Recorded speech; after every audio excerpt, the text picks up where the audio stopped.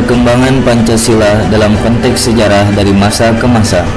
Dalam kilasan sejarah perkembangan Pancasila sebagai ideologi dasar negara Republik Indonesia, kita akan menelusuri bagaimana kondisi politik setiap era selalu memengaruhi implementasi dan tantangan terhadap ideologi bangsa ini secara sistematis. 1. Masa awal kemerdekaan tercatat dari tahun 1945 hingga 1959. Masa awal kemerdekaan adalah masa yang benar-benar penuh dengan perjuangan.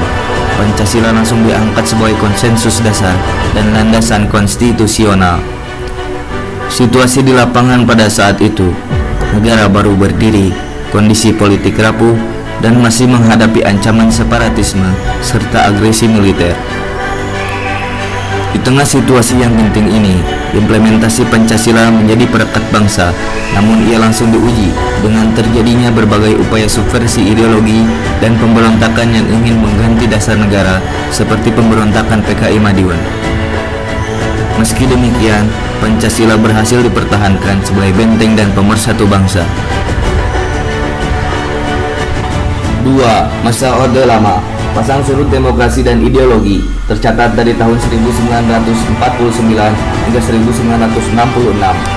Periode ini ditandai oleh ketidakstabilan ekstrim yang dimulai dari eksperimen demokrasi hingga sentralisasi kekuasaan.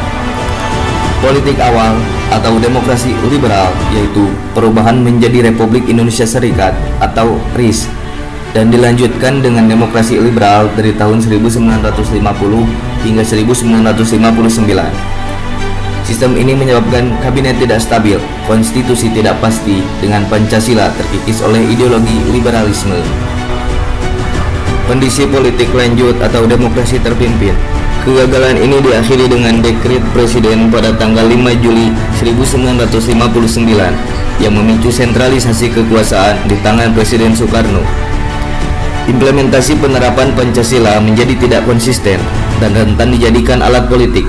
Puncaknya, terjadi erosi prinsip demokrasi dan manipulasi ideologi melalui konsep masyarakat, nasionalisme, agama, dan komunisme yang membuka jalan bagi pengaruh komunis dan memuncak pada tragedi G30S PKI. 3. Masa Orde Baru tercatat dari tahun 1966 hingga 1998. Setelah masa gejolak, lahirlah masa Orde Baru yang menjanjikan stabilitas politik, otoritarianisme yang terjamin oleh kontrol militer dan politik yang masif pasca G30S. Namun, stabilitas ini harus dibayar mahal dalam implementasi Pancasila yang ditetapkan sebagai asas tunggal dan diindoktrinasi secara masif melalui program P4, pedoman penghayatan dan pengamalan Pancasila.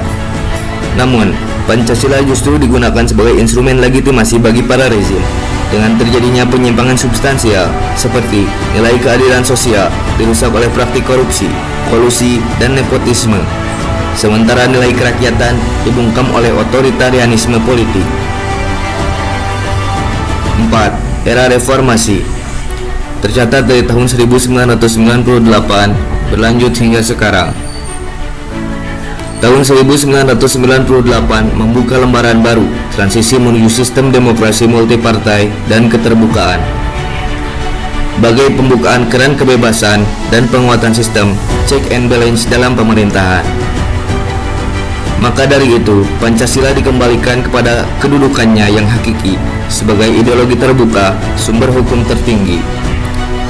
Meskipun begitu, implementasinya menghadapi ancaman baru, yaitu polarisasi sosial dan radikalisme yang bertentangan dengan toleransi sila pertama serta korupsi sistemik yang terus menggerus nilai keadilan sosial.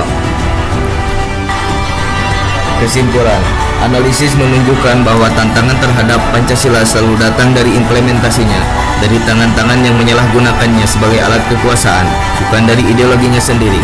Oleh karena itu, tugas fundamental kita sebagai warga negara adalah menjadikan Pancasila sebagai komitmen etis dan pedoman sistematis dalam setiap langkah kehidupan berbangsa. Relevansi Pancasila adalah abadi.